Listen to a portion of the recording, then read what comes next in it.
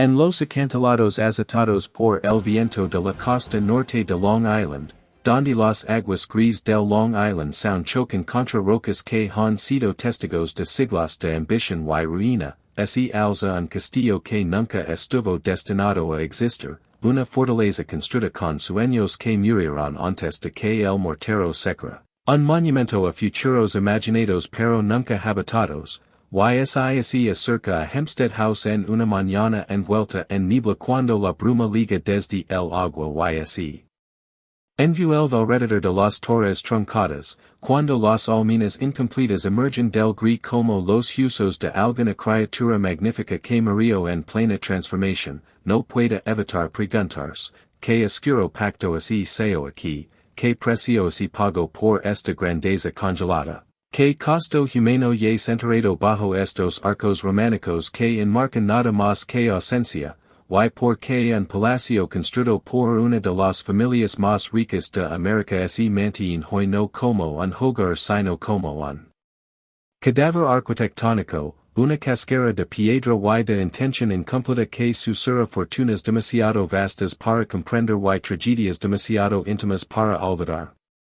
Porque Hempstead House no es simplemente un edificio inconcluso, es un registro tridimensional de la paradoja más oscura de la era dorada, la manera en que una riqueza inmensa podía comprarlo todo excepto la felicidad, podía comandar ejércitos de trabajadores pero no el destino mismo, podía erigir castillos pero no proteger los corazones que latian dentro de ellos. Y para entender cómo esto llegó a ser, como una estructura destinada a rivalizar con las grandes cosas de Europa se convirtió en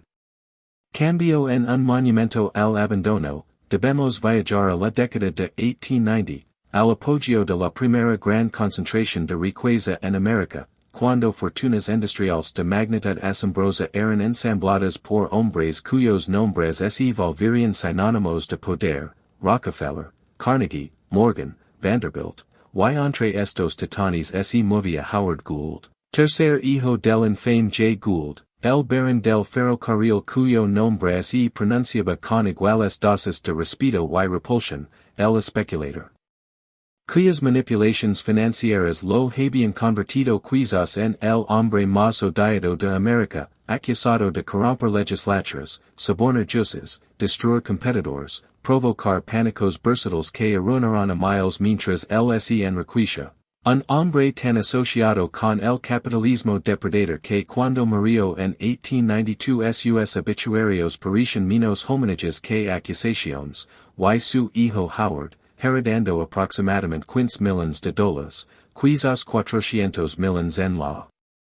moneda actual, de esta fortuna manchada, se encontró a los 24 años poseyendo una riqueza inimaginable pero también un legado que lo hacía sospechoso a los ojos de la sociedad de dinero antiguo, porque los Gould no eran Astor ni Vanderbilt que al menos tenían una apariencia de respetabilidad. Ni siquiera eran Carnegie que podían reclamar haber construido algo tangible, sino que estaban asociados puramente con la manipulación financiera, con las artes oscuras de la especulación que no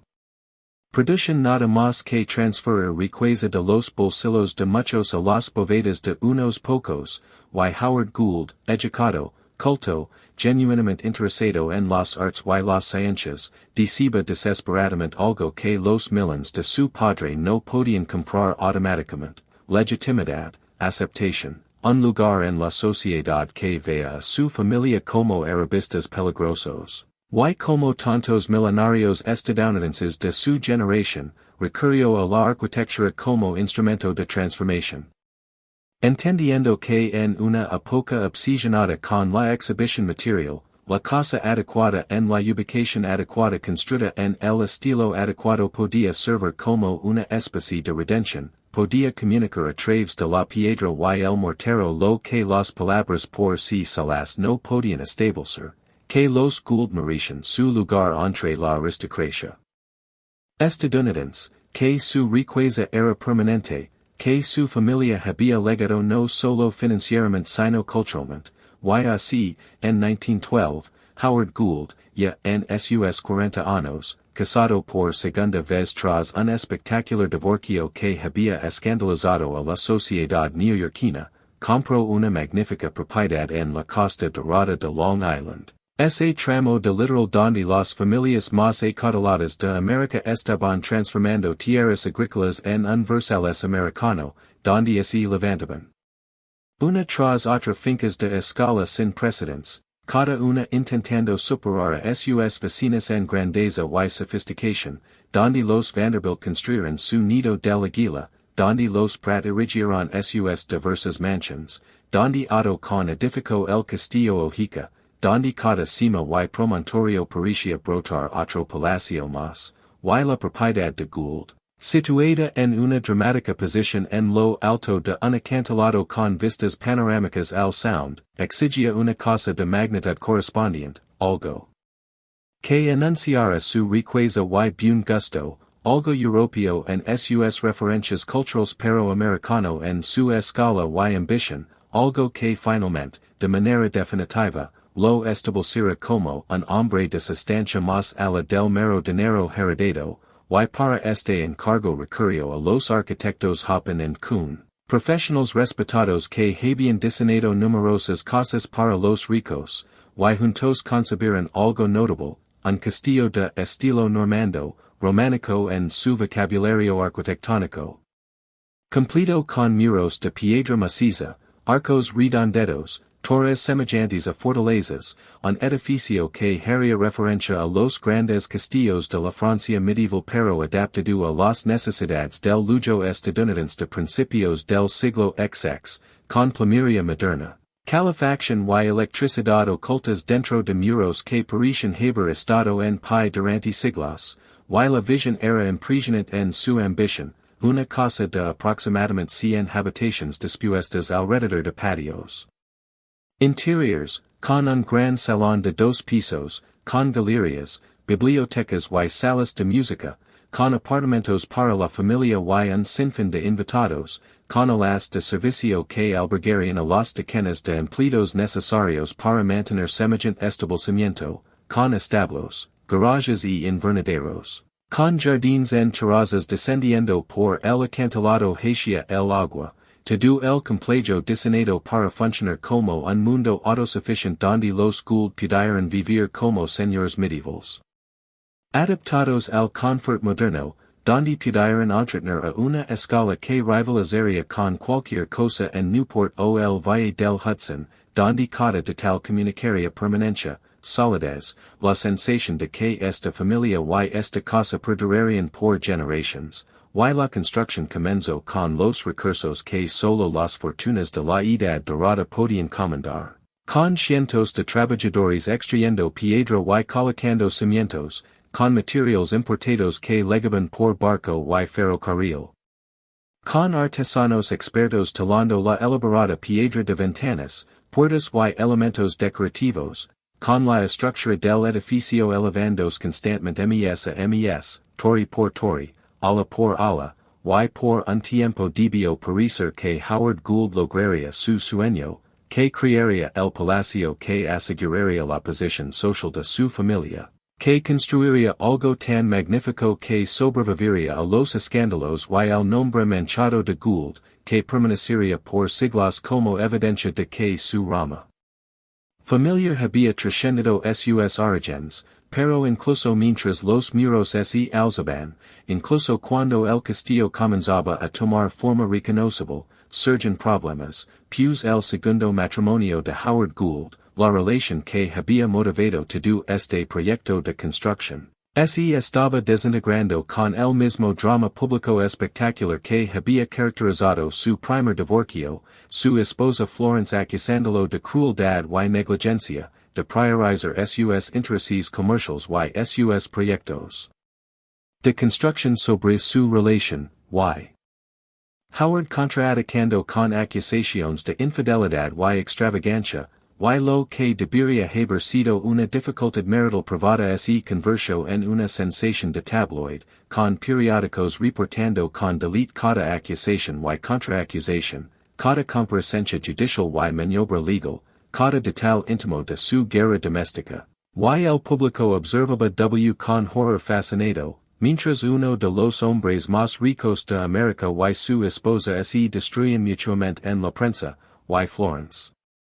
Buscando maximizar su acuerdo de divorcio, desplegó todas las armas disponibles, pintando a Howard como un tirano frío y controlador que valoraba sus posiciones más que sus relations, mientras Howard, decidido a proteger su fortuna de lo que veía como una oportunista codiciosa, contraatacaba con igual ferocidad, y el divorcio se prolongó durante años. Desde 1913 hasta 1915, consumiendo enormes cantidades de dinero y energía emocional, y todo el tiempo la casa Hempstead continuaba elevándose. Sobre su acantilado, pero ahora se erigia como un símbolo cada vez más amargo no de felicidad doméstica sino de fracaso doméstico, no del brillante futuro de una familia sino del colapsó espectacular de un matrimonio, porque, que es un palacio sin reina, que propósito tiene un castillo cuando la relación para la que fue construido ha sido destruida, y Howard Gould, viendo fracasar su segundo matrimonio tan catastróficamente como el primero, viendo su vida privada convertirse en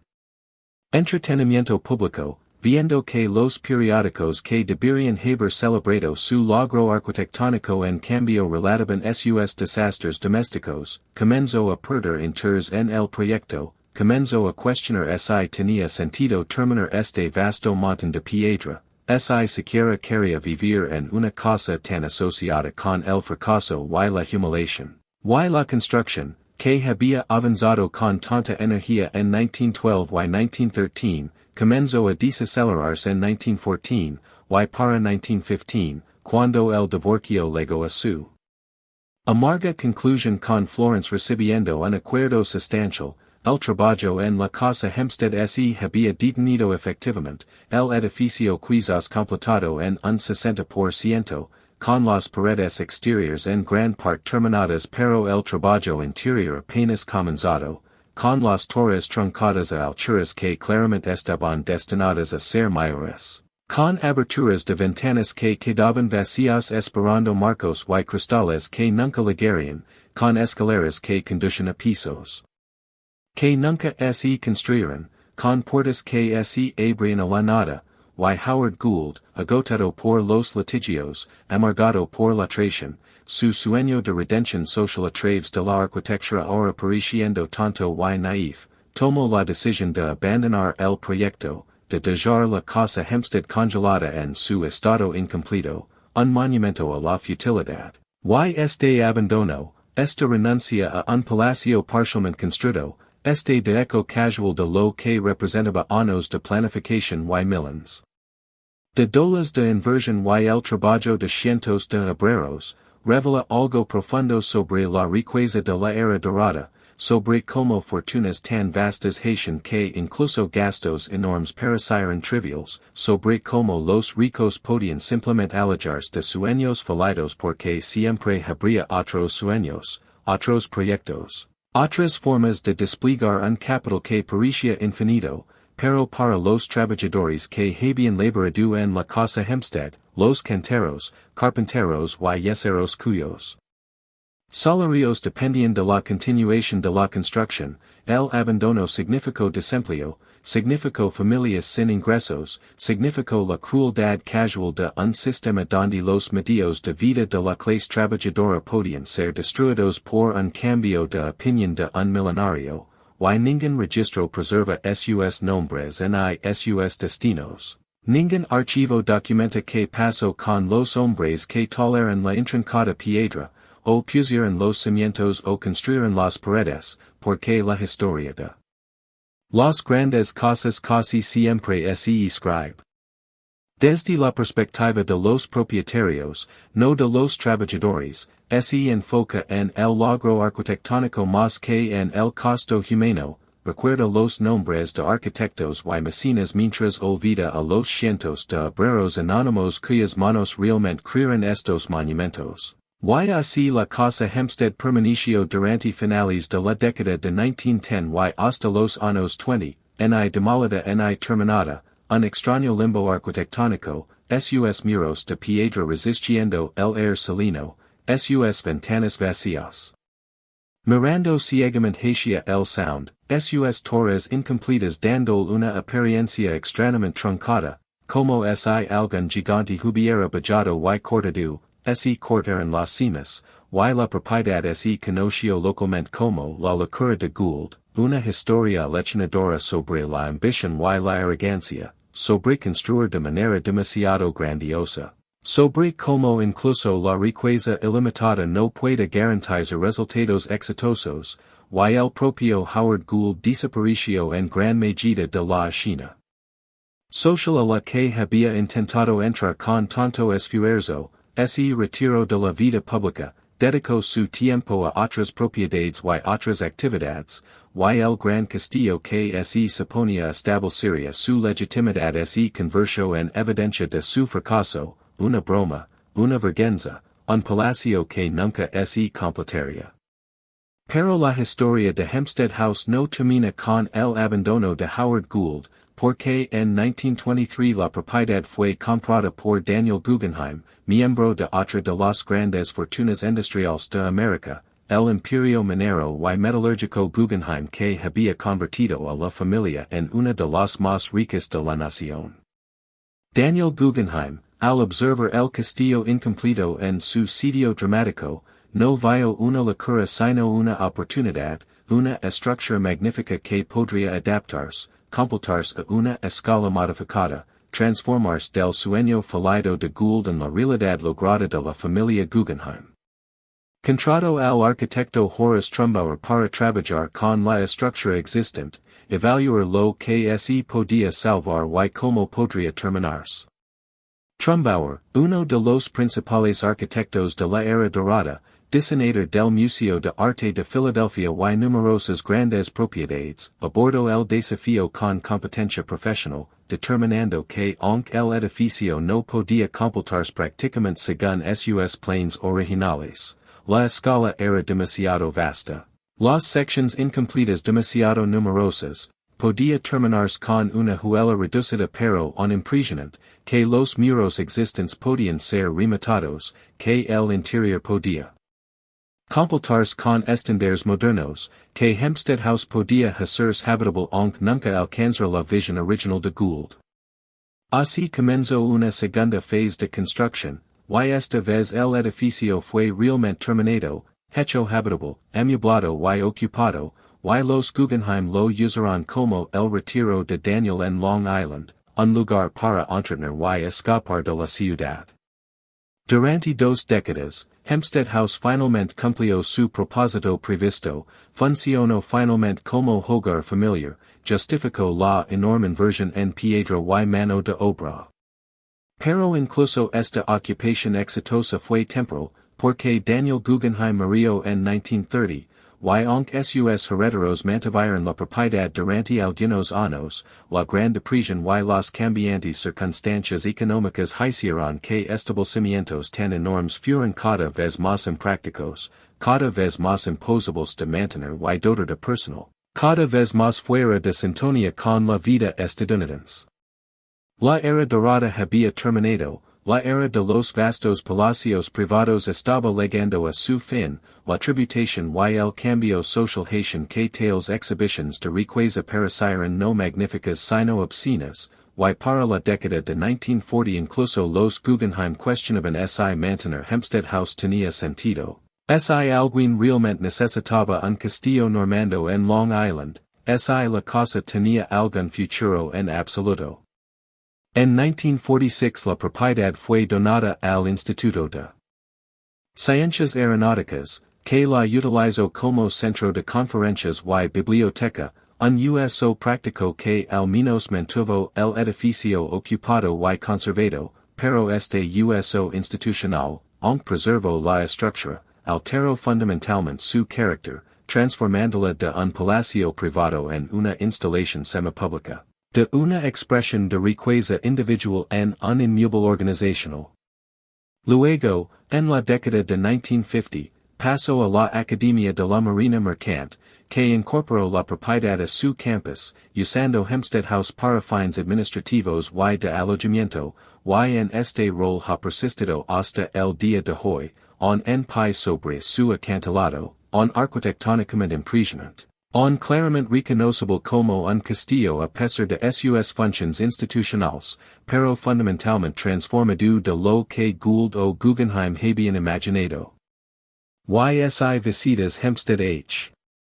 Casa hoy, caminando por su gran salón donde ahora pasan guardia marinas en lugar de millonarios, subiendo sus escaleras de piedra gastadas por generaciones de cadetes navales en lugar de húspides aristocráticos, mirando por sus ventanas la misma vista del sound que Gould imaginaba disfrutar desde las torres terminadas. No se puede evitar sentir el peso de todos estos propósitos abandonados, todos estos sueños fallidos, pues este edificio ha sido sucesivamente un monumento al divorcio, un proyecto rescatado, un retiro familiar, una instalación institucional, un edificio de academia militar, cada uso superponiendo nuevos significados sobre la intención original, cada transformación revelando la impermanencia esencial de los propósitos para los cuales se construyen las grandes casas, y los detalles arquitectónicos, los arcos románicos, los muros de piedra macizos, el vocabulario medieval de la arquitectura de fortaleza, parecen cada vez más irónicos al ser vistos contra esta historia de abandono y reutilización, pues, ¿qué significa construir un castillo en América? Que intentaba realmente lograr Howard Gould con su fortaleza normanda en Long Island, y la respuesta revela la profunda inseguridad en el corazón de la riqueza de la Edad Dorada, la manera en que los millonarios americanos, careciendo de genealogías aristocráticas y siglos de tradición que legitimaran a las élites europeas, intentaron comprar legitimidad a través de la arquitectura, intentaron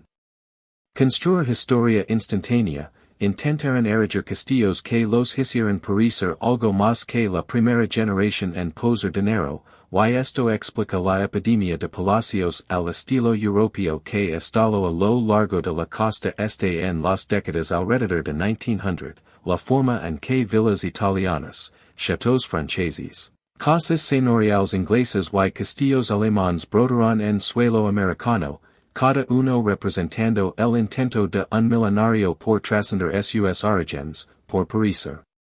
conectado a la cultura y historia europeas, por sugerir mediante la arquitectura que su familia pertenecía a una tradición más antigua y profunda que el capitalismo industrial que en realidad había producido su riqueza, y Hempstead House, con sus torres normandas y arcos románicos, participa en esta fantasia. Esta actuación de aristocracia. Esta fiesta de disfraces arquitectónica donde los millonarios americanos vestían sus casas con estilos europeos y pretendían que la riqueza por sí sola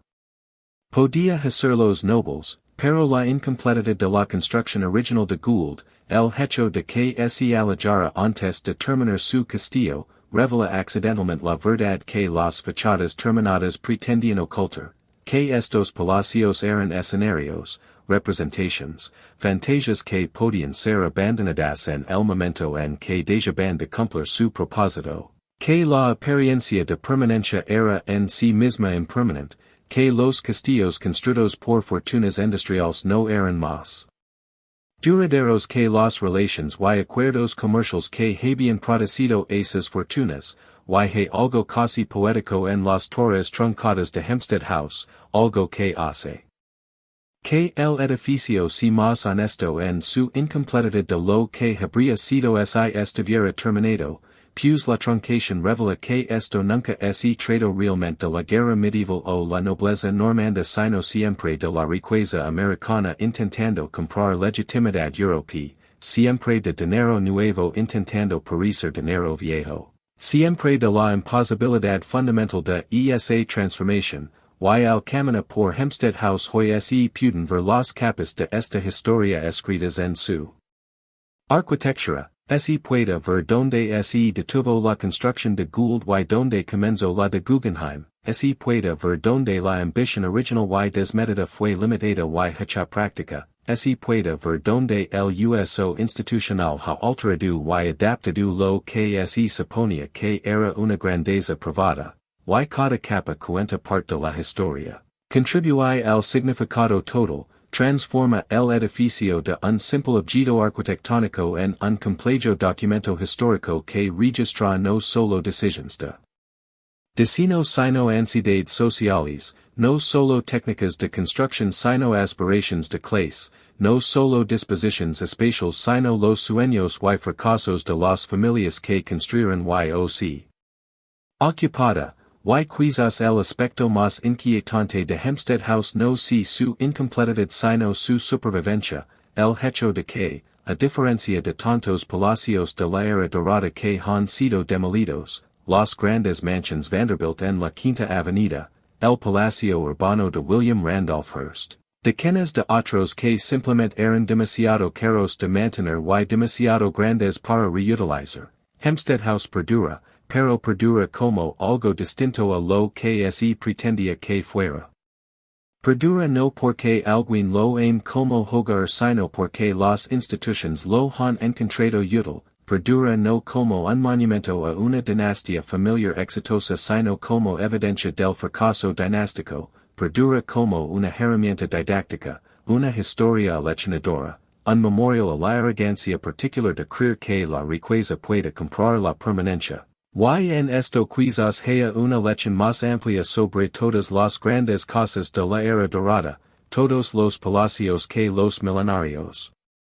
estadounidenses erigieron en las décadas alrededor de 1900, porque, que lograron realmente, estas demostraciones enormemente costosas de riqueza y gusto, establecieron con éxito a las familias que los construyeron como aristocracia estadounidense, crearon dinastías que perdurarán. Proporcionarán la legitimidad que sus constructores tanto anhelaban.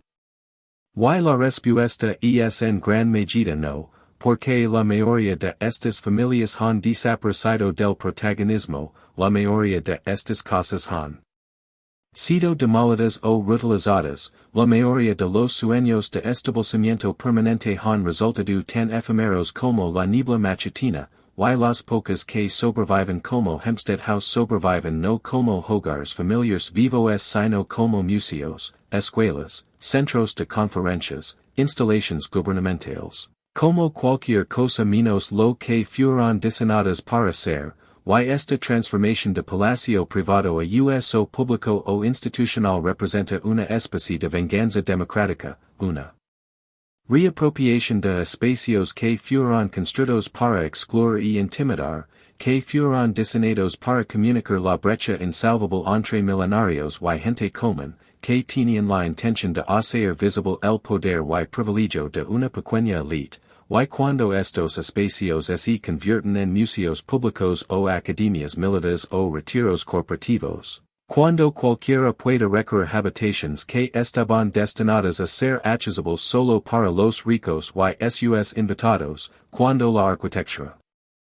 de la exclusión se vuelve inclusiva, hay una justicia satisfactoria en esta inversión, aun cuando hay melancolía en el desvanecimiento de los sueños que estos edificios representaban, porque por mucho que podemos criticar la era dorada y sus excesos, por mucho que podemos reconocer la explotación y la desigualdad que hicieron posible tal riqueza, todavía hay algo conmovedor en las ruinas de la ambición, en los palacios que nunca se completaron, en los sueños que murieron antes de poder realizarse, y Hempstead House, en completa en totalmente arruinada, en completamente ocupada en totalmente abandonada. Existe en un estado liminal que la hace de algún modo más interesante de lo que habría sido si Gould la hubiera terminado, más reveladora que si Guggenheim nunca la hubiera adaptado, más significativa que si hubiera sido demolida, porque su misma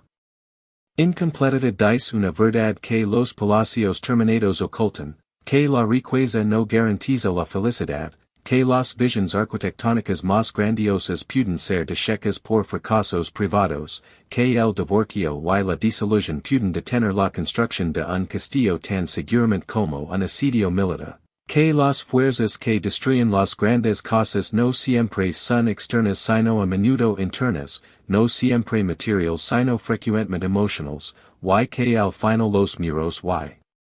torres de piedra sobreviven mucho después de que los propósitos humanos que los erigieron hayan sido olvidados, mucho después de que los matrimonios hayan fracasado y las fortunas se hayan disipado y las familias se hayan dispersado, y el edificio permanece como testigo de todo ello, registrando en sus torres truncadas y sus espacios adaptados todo el arco de ambición y fracaso que caracteriza gran parte de la era dorada, y sit paras frente a Hempstead House en una tarde gris cuando la luz así desvanece y las sombras son largas. Si estudias su muros de piedra macizos y intenta imaginar la visión completa que existe en la mente de Howard Gould, si piensas en los trabajadores que laboraron aquí sin saber que el proyecto sería abandonado, si consideras la sucesión de propietarios y usos que han transformado este castillo en algo que ninguno de sus constructores podría haber predicho, comienzas a entender que Hempstead House no trata realmente de arquitectura en absoluto, no.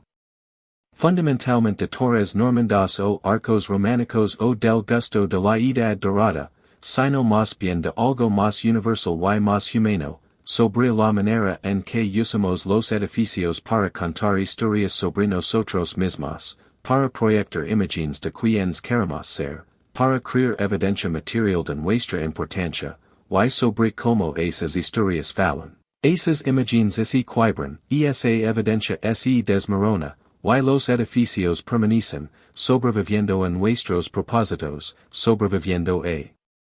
nuestros fracasos, erigiéndose como monumentos no a lo que logramos sino a lo que intentemos, no a nuestros éxitos sino a nuestros límites, no a la permanencia que buscamos sino a la impermanencia de la que no pudimos escapar, y en esto Hempstead House se convierte en representante de algo más grande que sí misma. Se convierte en un símbolo de todos los sueños inconclusos y ambiciones abandonadas que salpican la historia humana, de todos los proyectos iniciados con confianza y deseados incompletos, de todas las visiones que parecen tan claras al principio y tan imposibles al final, y el castillo en el acantilado, incompleto pero duradero, adaptado pero reconocible, se convierte finalmente en un monumento a la brecha entre la intención y el resultado, entre el futuro que imaginamos y el presente que realmente creemos, entre los palacios que planeamos y las ruinas que dejamos atrás, y quizás esta sea la lección más profunda de Hempstead House, no que la riqueza sea una protección insuficiente contra el destino, aunque claramente lo es. Y no que la grandeza arquitectónica no pueda garantizar la felicidad, aunque obviamente no pueda, sino que los edificios que creemos adquieren vidas y significados más allá de nuestro control, que una vez que comprometemos piedra con mortero y levantamos muros contra el cielo hemos creado algo que no sobrevivirá y sobrevivirá en nuestros propósitos, que será interpretado por personas que no saben nada de nuestras intenciones. Que servirá para usos que nunca imaginamos, que cantará historias que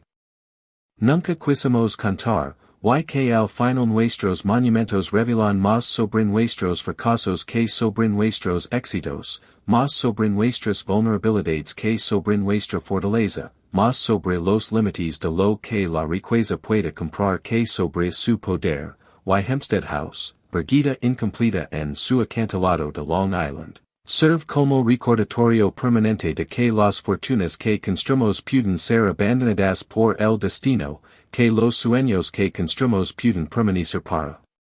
siempre inconclusos, y que los castillos que erigimos para proclamar nuestra permanencia se convierten, con el tiempo, en evidencia de nuestra impermanencia, monumentos no a la dinastía sino al fracaso dinástico, no al poder de la riqueza sino a sus límites, no al éxito de la ambición sino a su tragedia, Y el edificio perdura no porque haya cumplido su propósito sino porque fracaso, no porque albergó familias felices sino porque fue testigo de catástrofes domésticas, no porque estableció legitimidad sino porque reveló la imposibilidad de comprar legitimidad solo a través de la arquitectura, y en su perdurabilidad a lo largo de un siglo de usos y significados cambiantes, en su supervivencia desde Gould hasta Guggenheim y la propiedad institucional, en su transformación de palacio privado a instalación de academia militar. Hempstead House se ha convertido en algo mucho más interesante y valioso que un castillo terminado podría haber sido jamás, una historia tridimensional de la Riqueza estadounidense y sus descontentos, un monumento a los sueños más grandiosos y las ansiedades más profundas de la Edad Dorada, una herramienta didáctica que instruye a través de su misma incompletidad sobre la naturaleza de la ambición y los límites del poder, y un edificio que, habiendo sobrevivido a todos sus propósitos originales y habitantes originales, se erige ahora como testigo de fuerzas más grandes que las vidas individuales, de transformaciones históricas siones que erecen con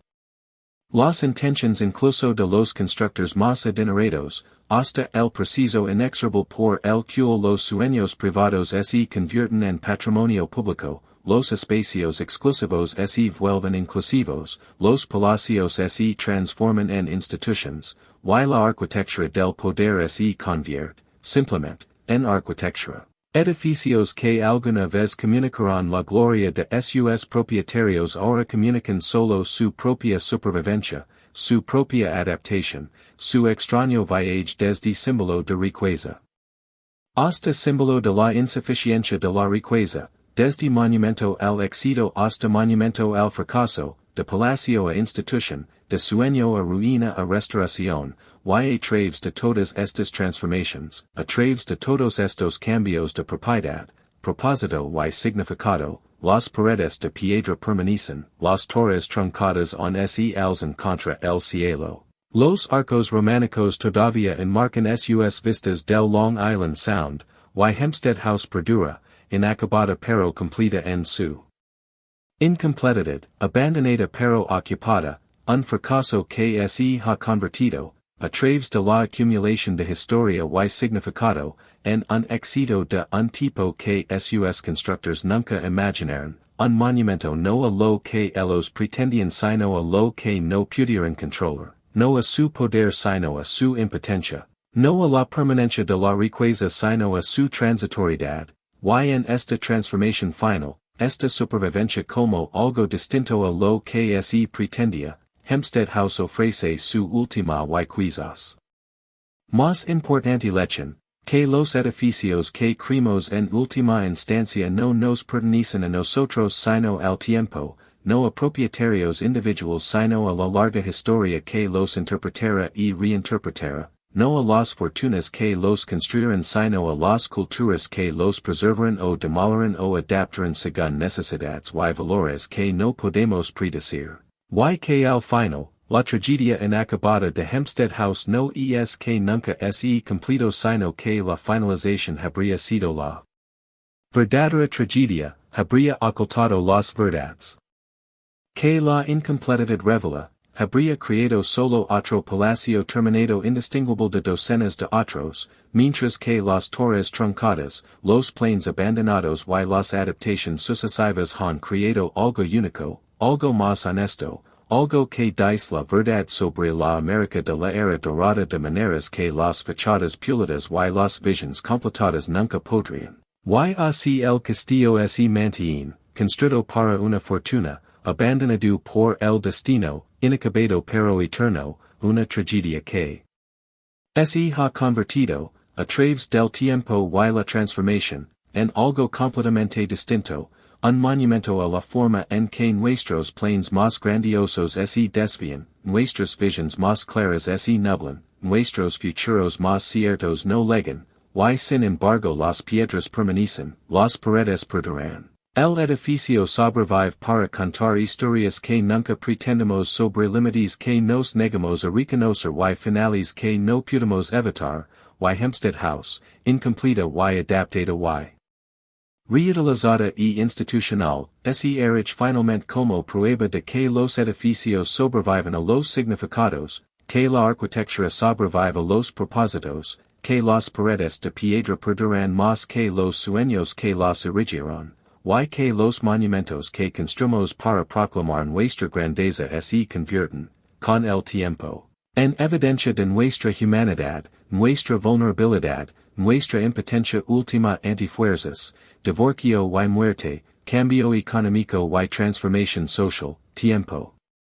y destino, que ni las mayores fortunas pueden controlar, ni evitar, ni comprar para pasar por encima, y en esta incompletidad perdurable, en esta supervivencia como algo distinto a lo que se pretendía, en este viaje desde el sueño abandonado de Gould hasta la realidad adaptada de Guggenheim y el presente institucional de la Academia de la Marina Mercante. Hempstead House se ha convertido en el monumento perfecto a la propia era dorada, grandioso pero hueco, magnífico pero incompleto, ambicioso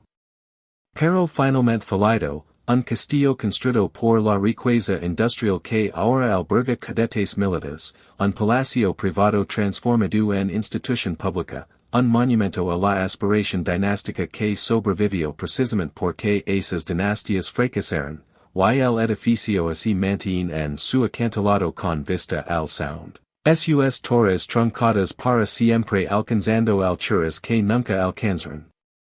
Chieve, sus muros de piedra desgastados por más de un siglo de viento, lluvia y aire salino, su gran salón resonando con los pasos de personas cuya existencia su constructor nunca imaginó, y perdura, inconclusa, adaptada, reutilizada, un testimonio de cómo el destino abandona incluso los planes mejor trazados. De cómo las fortunas no pueden comprar la finalización, de cómo las visiones arquitectónicas más grandiosas pueden ser derrotadas por algo tan ordinario como un divorcio, tan humano como la desesperación, tan común como cambiar de opinión, y en esta ordinarias de su tragedia reside su poder, pues Hempstead House nos recuerda que detrás de cada gran palacio no hay solo riqueza, gusto y ambición arquitectónica, sino seres humanos con límites humanos, con matrimonios que fracasan, sueños que mueren y planes que salen mal, y que los muros de piedra que erigimos sobreviven a estos dramas humanos, perduran más allá de estas tragedias personales, permanecen como testigos de nuestros intentos y fracasos mucho después de que nosotros mismos hayamos desaparecido, y el castillo en el acantilado de Long Island, construido para una fortuna pero abandonado por el destino, inconcluso pero perdurable, permanece hoy como lo ha hecho durante más de un siglo, un monumento a la incompletidad, un palacio del abandono, una fortaleza contra nada, un sueño congelado en piedra, para siempre incompleto, para siempre adaptado, para siempre erguido como prueba de que ni siquiera la riqueza ilimitada puede garantizar que los palacios que comenzamos serán los palacios que terminemos, que los futuros que planeemos serán los futuros que habitaremos, o que los monumentos que construimos para proclamar nuestra permanencia no se convertirán, al final, en evidencia de nuestra impermanencia última, nuestro fracaso final, nuestra incapacidad humana para controlar los resultados de nuestras ambiciones más grandiosas. Y en esta revelación, en este testimonio arquitectónico de límites, fracasos y sueños inconclusos, Hempstead House alcanza una significación que su constructor nunca pretendió y un significado más profundo del que la finalización podría haber proporcionado, y sin embargo debemos preguntarnos que representa verdaderamente este castillo incompleto en la narrativa más amplia de la riqueza y el poder estadounidenses. Pues Hempstead House no es una anomalía aislada sino más bien un ejemplo entre muchos de la peculiar fibra arquitectónica que atrapó a la clase milenaria de Estados Unidos en las décadas que rodearon el cambio de siglo XX, un periodo en que las fortunas se acumularon con una rapidez sin Precedents y cuando los hombres que controlaban estas fortunas parecían inseguros sobre lo que su riqueza realmente significaba, sobre si el dinero por sí solo podía transformarlos en algo que se aproximara a la aristocracia europea, sobre si construir el tipo correcto de casa en el lugar correcto podía de alguna manera borrar la mancha del dinero nuevo y establecerlos como miembros legítimos de una clase dominante, y esta incertidumbre, esta profunda ansiedad sobre la legitimidad, impulsó la construcción de cientos de fincas palaciegas a lo largo de la costa este, cada una representando no solo el gusto o las necesidades de un individuo sino el intento desesperado de toda una clase por definirse a sí misma, por crear a través de la arquitectura un lenguaje visual de permanencia y tradición que hiciera que la riqueza industrial pareciera de algún modo natural, inevitable, justa, y el castillo abandonado de Howard Gould se convierte, visto a través de esta lente, no simplemente en un fracaso personal sino en un síntoma de una patología social mayor, evidencia de que todo el proyecto de construir una aristocracia instantánea mediante palacios al estilo europeo estaba fundamentalmente equivocado, se basaba en un malentendido de cómo funciona realmente la legitimidad social. Estaba condenado desde el principio porque la legitimidad no puede comprarse ni construirse sino que debe ganarse a través de generaciones de administración responsable, mediante un compromiso demostrado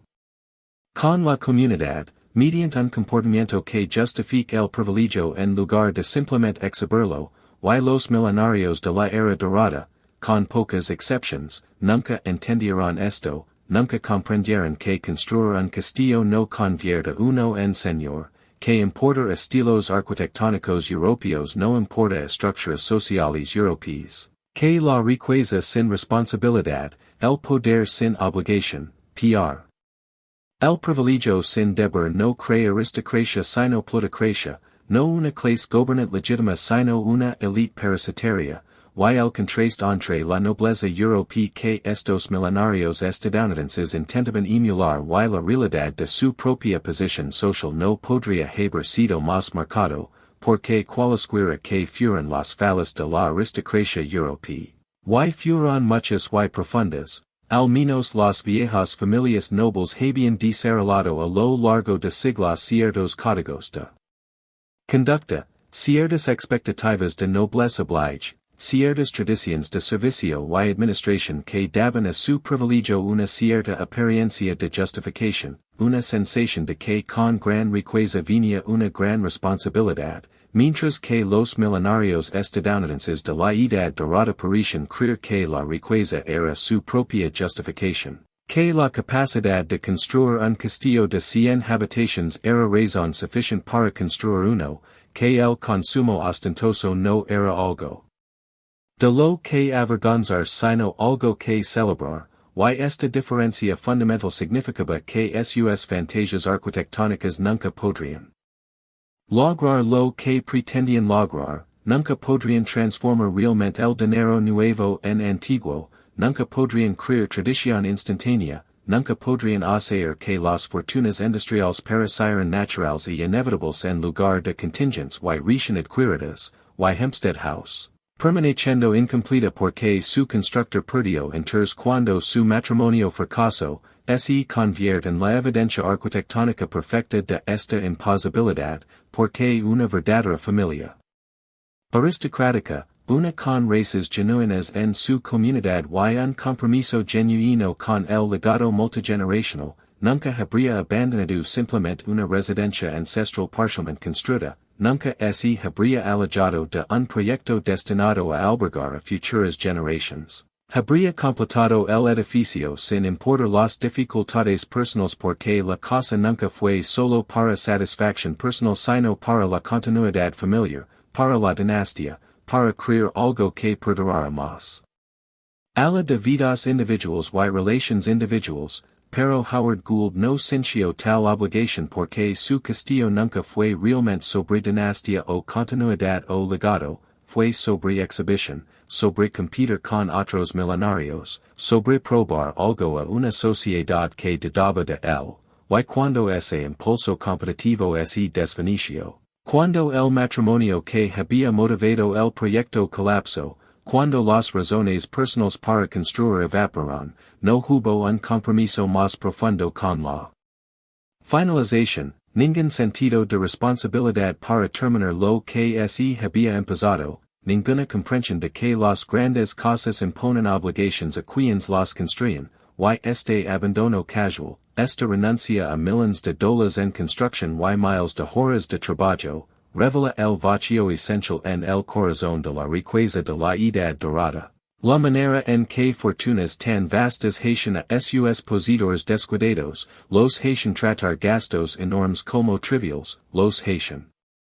incapaces de ver el costo humano de sus caprichos arquitectónicos, porque cuando Howard Gould decidió detener la construcción de Hempstead House estaba tomando una decisión que afectaba solo a él mismo, o eso imaginaba, pero en realidad su decisión significó desempleo para cientos de trabajadores, significó dificultades económicas para sus familias. Significó vidas interrumpidas, planes rotos y esperanzas decepcionadas para todas las personas que dependían del proyecto de construcción para su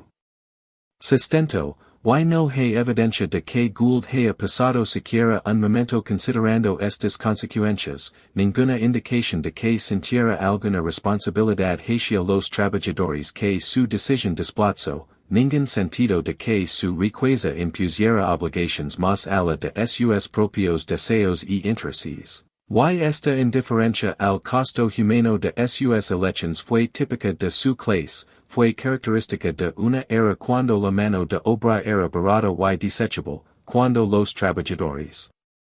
tenían pocos derechos y menos protections, cuando los ricos podían tomar decisiones que destruían vidas de la clase trabajadora sin enfrentar ninguna responsabilidad o siquiera crítica, y las piedras de Hempstead House, colocadas por manos cuyos nombres no conocimos, taladas por artesanos cuyas los salarios eran una pequeña fracción del costo total del edificio, permanecen como un testimonio silencioso de esta explotación, del trabajo invisible que hizo posible la grandeza de la era dorada.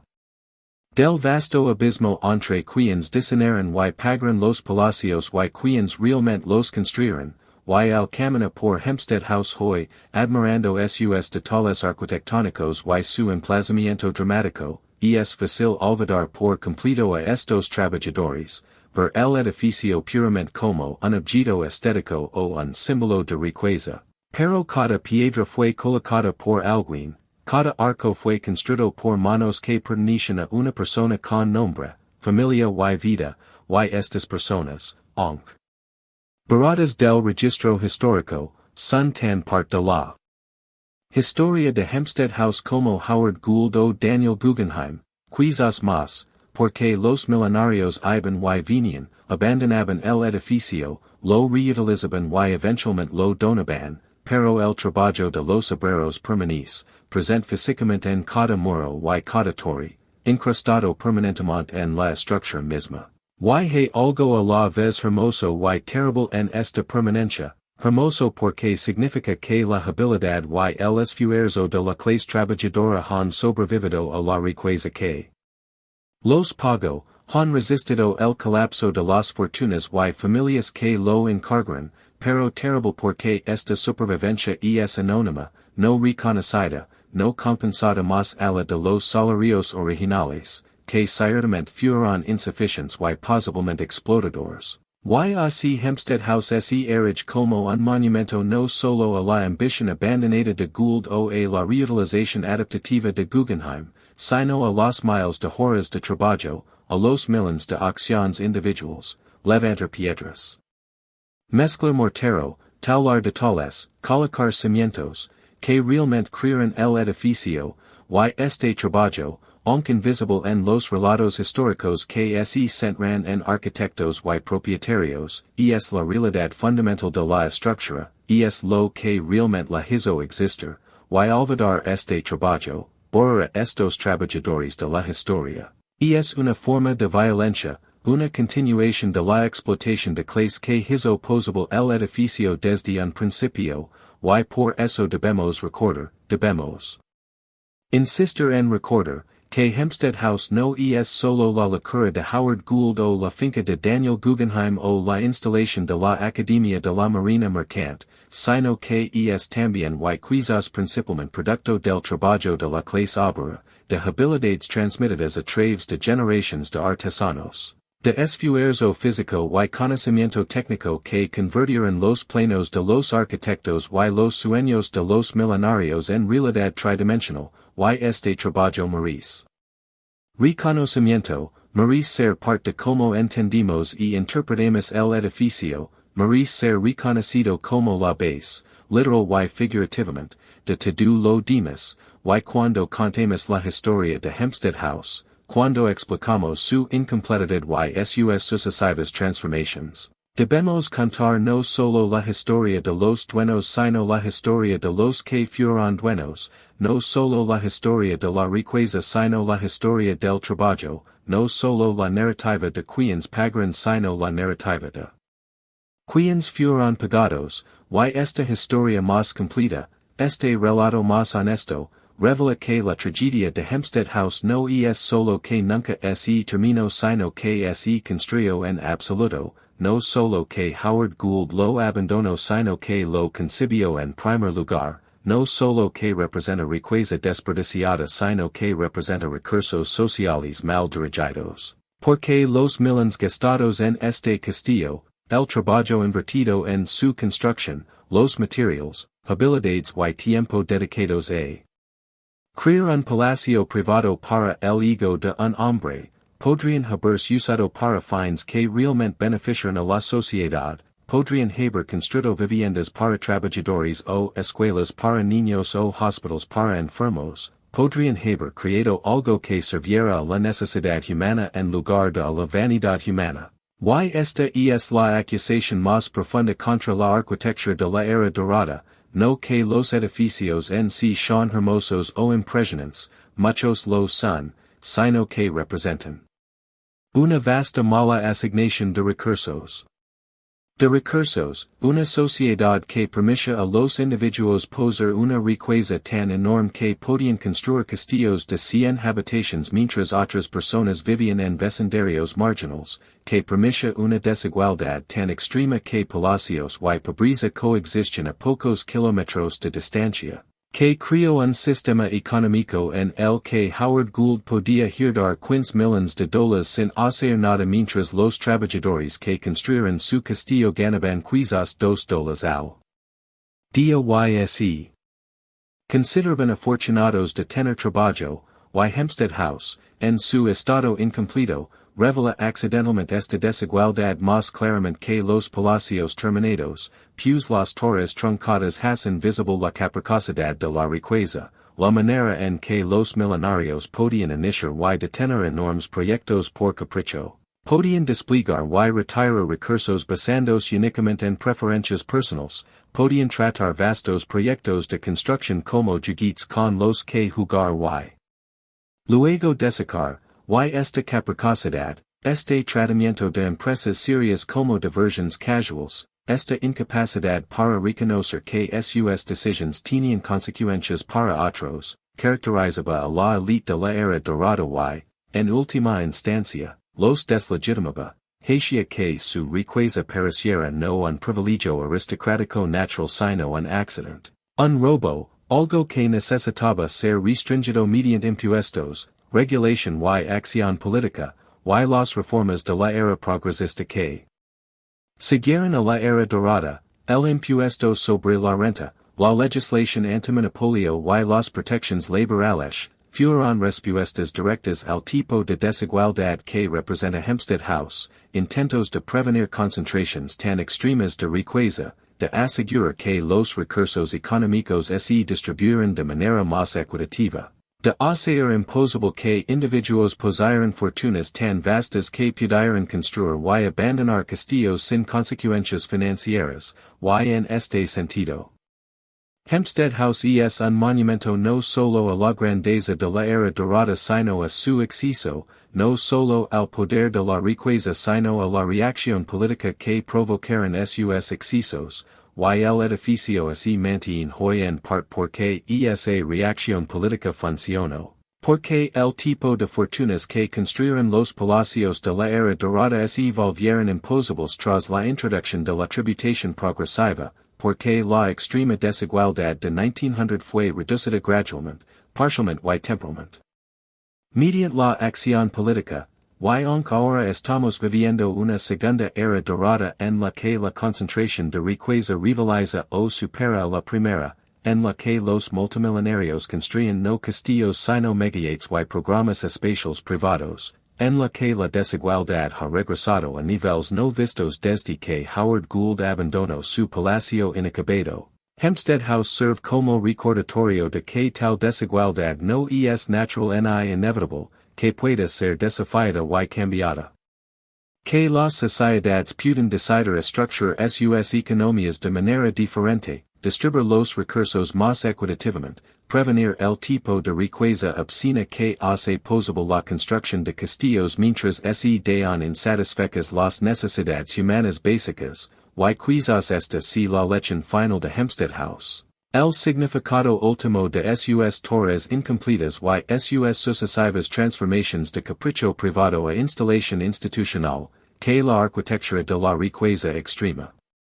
Es inherentemente inestable, que los palacios construidos con fortunas industriales no pueden mantener sus propósitos originales a lo largo de generaciones, que los sueños de establecimiento dinástico mediante la construcción de castillos inevitablemente fracasan porque se basan en premisas falsas sobre lo que cree legitimidad, sobre lo que justifica el privilegio, sobre lo que hace sostenible el poder, y que al final, los muros de piedra sobreviven a la riqueza que los construyó, los edificios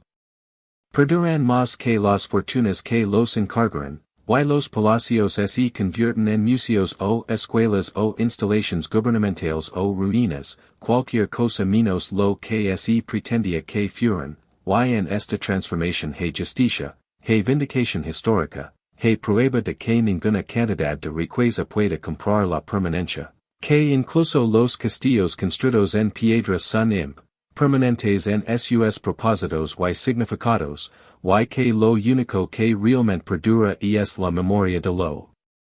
que se intentó, lo que fracasó, lo que se aprendió, y Hempstead House, dirigiéndose incompleto en su acantilado de Long Island, enseña todas estas lecciones simplemente por existir, por sobrevivir, por permanecer visible como evidencia de ambición y fracaso, como monumento a la riqueza y sus límites, como palacio y ruina y institución a la vez, y el edificio continuará en pie. Seguirá sirviendo a propósitos que sus constructores nunca imaginaron, continuará significando cosas que ellos nunca intentaron, seguirá enseñando lecciones sobre la riqueza.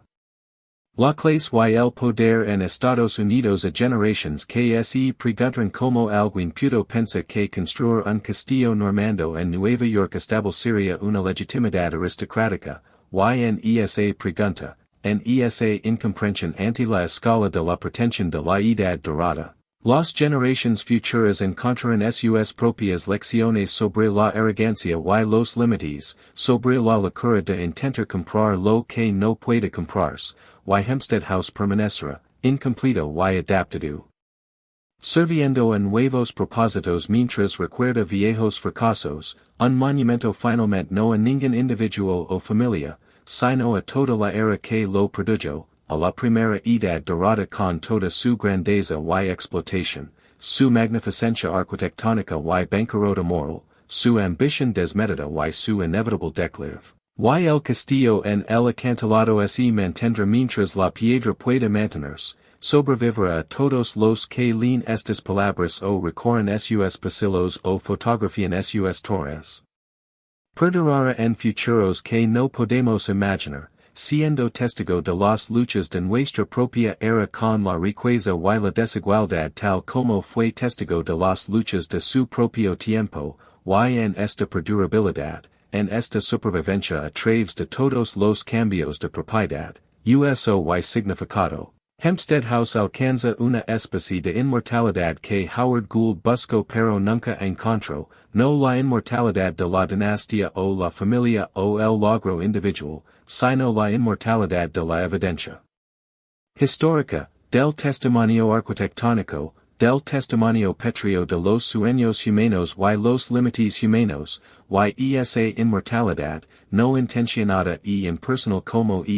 sobrevive a todas las inmortalidades personales que la riqueza promeció pero nunca pudo entregar.